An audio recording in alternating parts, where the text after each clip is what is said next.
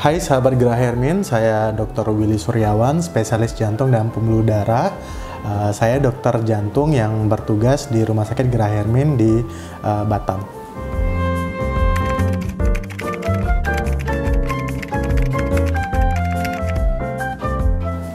Jadi benar itu fakta bahwa penyakit jantung merupakan penyebab kematian tertinggi di dunia.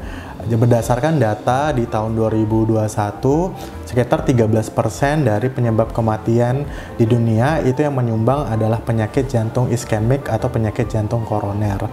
Dan sejak tahun 2000 peningkatan itu semakin terjadi, dari penyebab kematiannya di 2,1 juta kematian hingga mencapai 9,3 juta kematian di seluruh dunia yang disebabkan oleh penyakit jantung iskemik.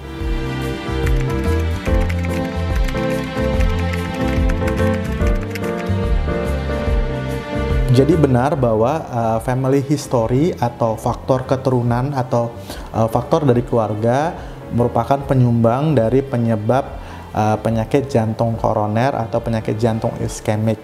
Tetapi family history itu tidak penyebab utama. Sebenarnya penyakit jantung iskemik atau penyakit jantung koroner itu adalah multifaktor. Jadi berbagai macam faktor resiko bisa bergabung dan memberikan efek penyebab terhadap penyakit jantung koroner.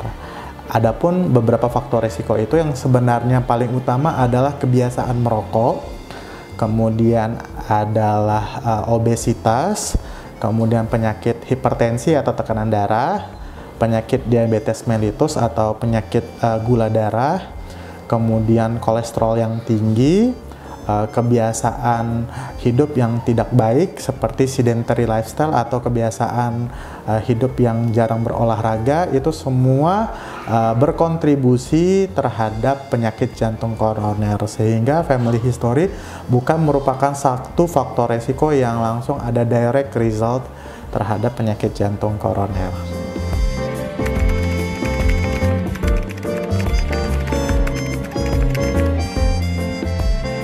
Ya, jadi memang merokok merupakan salah satu faktor resiko utama pada penyakit jantung. Jadi merokok itu bisa merusak keutuhan atau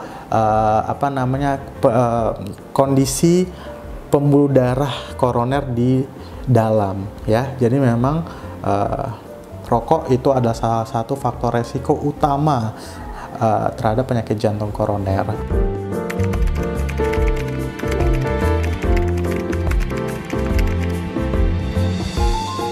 Ya benar, jadi memang sakit jantung bisa menyebabkan mati mendadak. Jadi mati mendadak atau istilah medisnya adalah sudden cardiac death, itu bisa disebabkan oleh dua hal. Pertama adanya penyakit jantung koroner, jadi memang ada sumbatan di pembuluh darah koronernya, kemudian sumbatan itu pecah dan menyebabkan gumpalan darah yang besar di pembuluh darah utama. Biasanya memang efeknya adalah serangan jantung yang mendadak. Kemudian ada satu lagi yaitu gangguan irama jantung, itu biasa disebut Brugada syndrome atau suatu penyakit gangguan irama jantung yang diturunkan.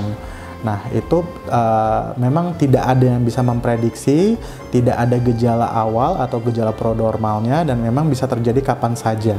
Oleh karena itu memang kita sering dokter jantung sering mengencourage atau mendorong masyarakat untuk selalu medical check up atau untuk selalu memperhatikan kesehatannya dengan cara pemeriksaan kesehatan secara berkala.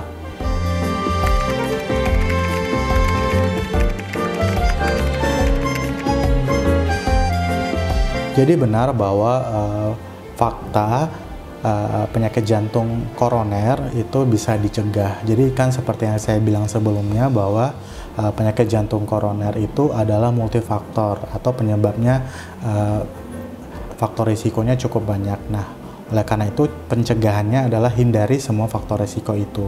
Pertama yaitu hindari rokok baik aktif maupun pasif, kemudian gaya hidup yang sehat, rajin berolahraga minimal 3-5 kali seminggu dan intensitasnya sekitar 30 menit per hari. Kemudian rajin makan buah dan sayur, kurangi processed food seperti makanan instan atau makanan cepat saji. Kemudian juga kurangi juga konsumsi gula, terutama gula pasir. Kenapa? Karena gula pasir itu minim untuk gizi mikronutriennya, tetapi sangat tinggi kalori.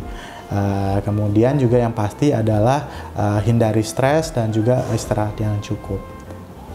Sekian sesi tanya medis. Terima kasih sudah menyaksikan sahabat Geda Hermin. Sampai jumpa di sesi tanya medis berikutnya.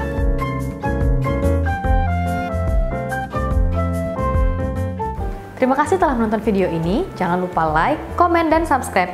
Dan jangan lupa follow sosial media kami di bawah ini. Salam sehat!